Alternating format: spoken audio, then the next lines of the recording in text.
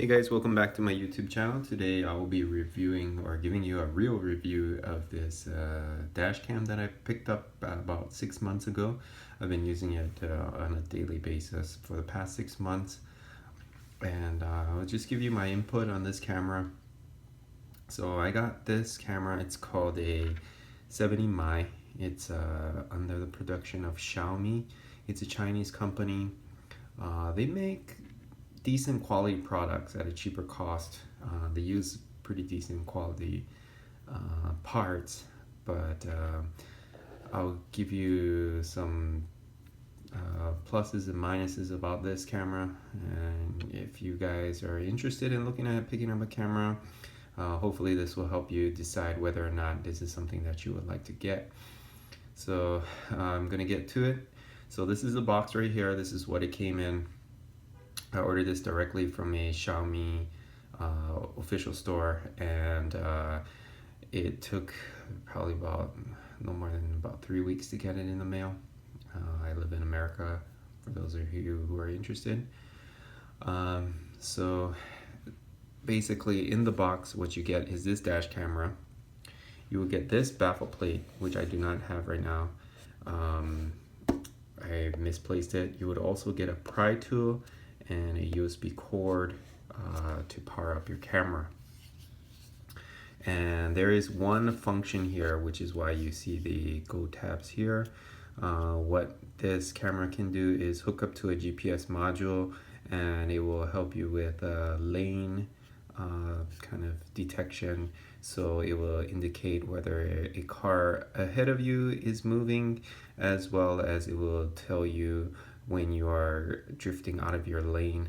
The camera will tell you that I believe it says something about car motion detected ahead when the car is moving in front of you, and I believe it says something about lane departure, and there's a kind of a speaker that will tell you that. So the camera is pretty basic. It has a function where you can actually move this here, and you can adjust the viewing angle of the camera itself, as you can see here. It can actually twist quite a bit. So yeah, you could actually mount this. So the way I have it mounted is that I have it mounted behind my rear view mirror, which makes it a kind of how should I say it, non-distracting for myself. And okay, so this is what it would look like when you power it up. I'm using a USB cord, power source, and there you go. You get the camera startup. You have your time, your date, and currently the date and time is not in sync. It also has a Wi-Fi function. You can download a 70Mi app that you can actually control your camera from your phone, and you can also do your time change from there. You can sync the time and date from your phone directly. It's got a gallery function here. Stops recording. And you can see your emergency videos, your photos, your normal recordings, and you can actually view it from your camera directly. As you can see, this is the video footage that I've been taking right here. It's got a mic too. It can detect the sound of whatever you're recording.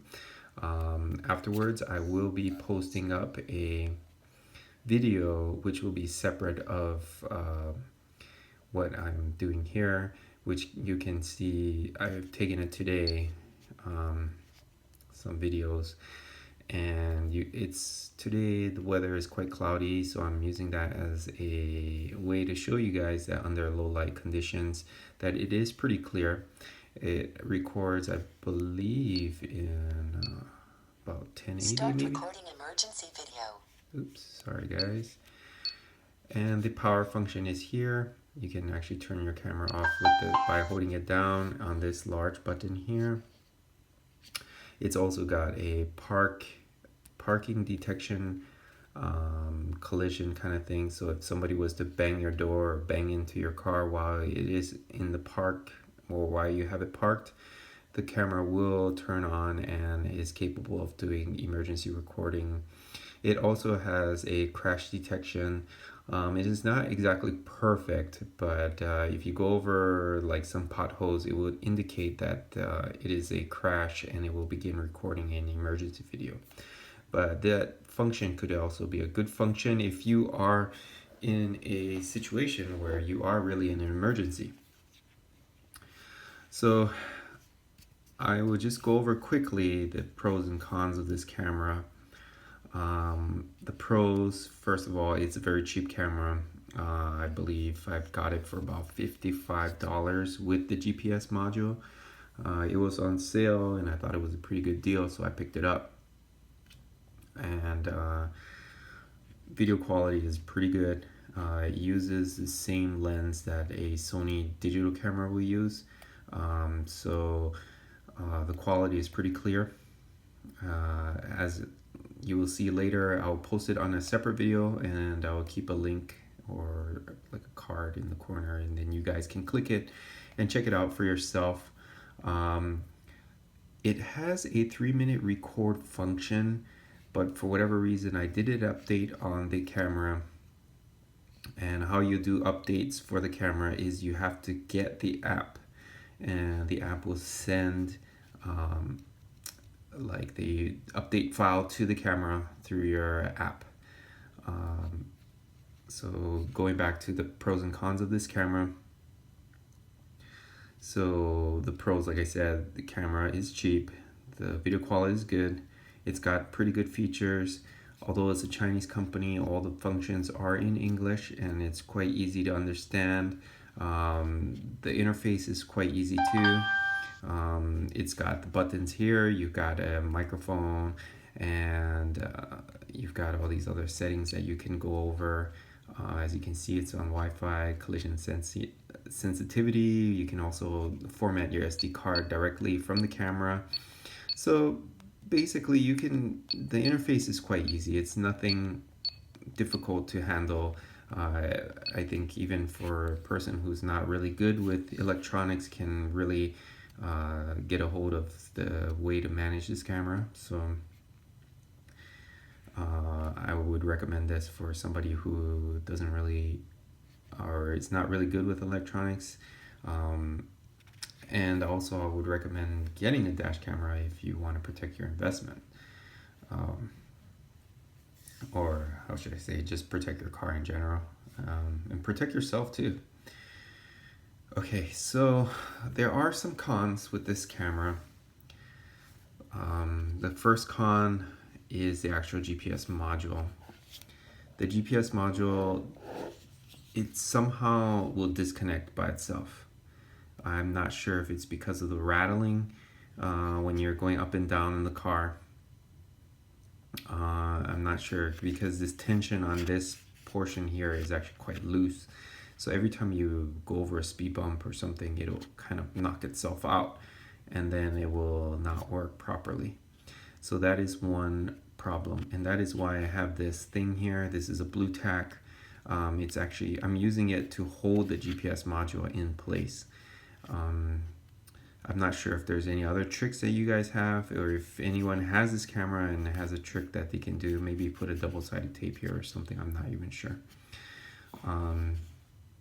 The other problem is that this dash camera has issues under certain weather conditions. When you are under extreme heat or under freezing conditions, currently where I live, like there was a couple of days where it hit about low 20s and the camera wouldn't want to power up.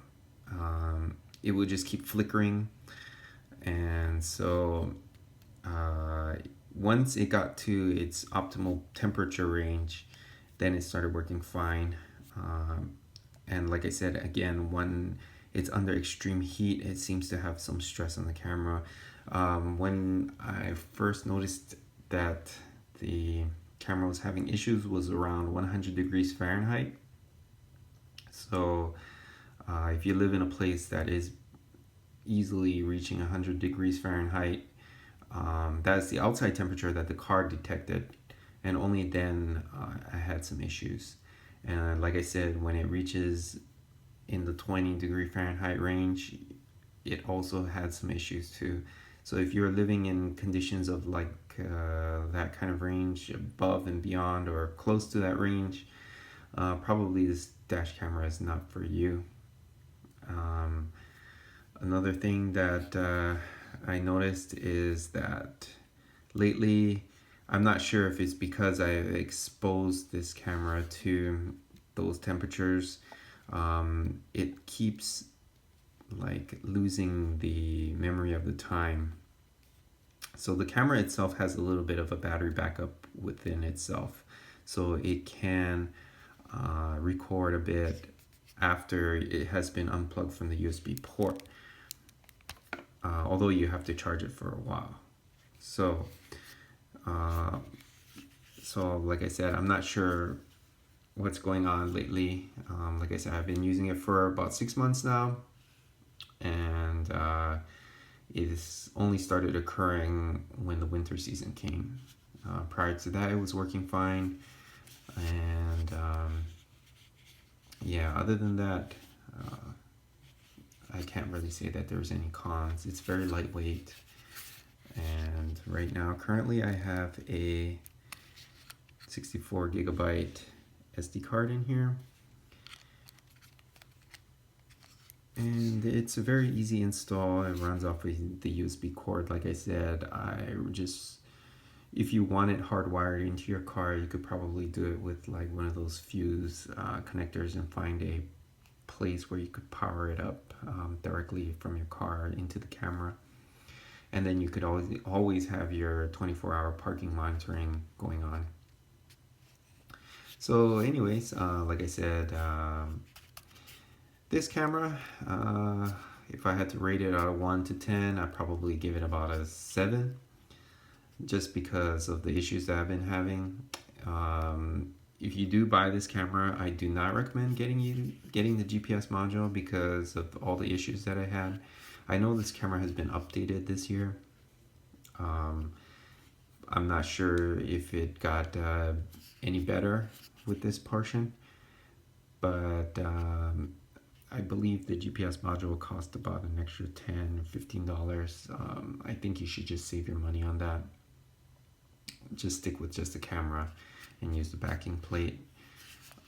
Other than that, I mean, this camera is kind of a good buy. And like I said, just be aware of the optimal temperature range of this camera.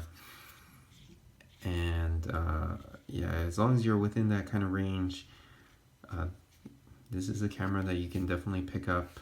And after this video, like I said, you guys can see the quality of the video and decide whether or not this is a camera for you. And if you like this video, just like, subscribe, and hopefully I can make some more car upgrade videos. I had a big fall the other day and I can't lift my left shoulder, so hopefully that will be fine soon, and then I can get some car videos going for you guys. All right, thank you.